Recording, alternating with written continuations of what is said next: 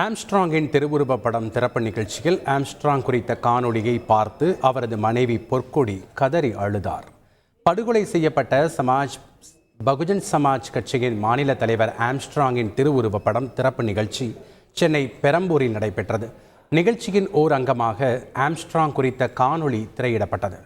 அதனை ஆம்ஸ்ட்ராங்கின் மனைவி பொற்கொடி மற்றும் அவரது உறவினர்களும் பார்த்தனர். அந்த காணொளியில் ஆம்ஸ்ட்ராங் பங்கேற்ற நிகழ்ச்சிகளின் தொகுப்பு, ஆம்ஸ்ட்ராங் மகளின் பிறந்தநாள் விழாவின் போது எடுக்கப்பட்ட வீடியோக்கள் ஒளிபரப்பப்பட்டது.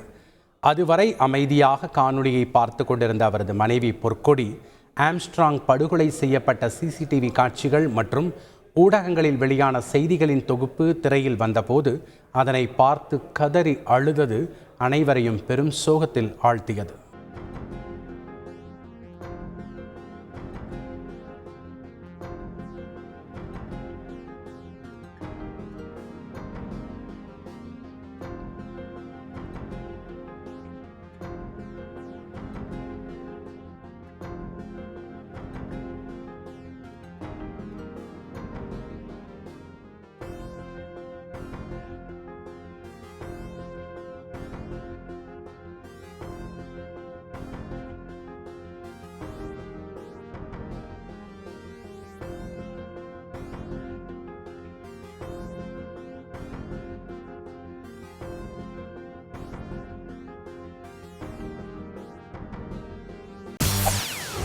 செய்திகளை உடனுக்குடன் தெரிந்து கொள்ள உடனே சப்ஸ்கிரைப் பண்ணுங்க.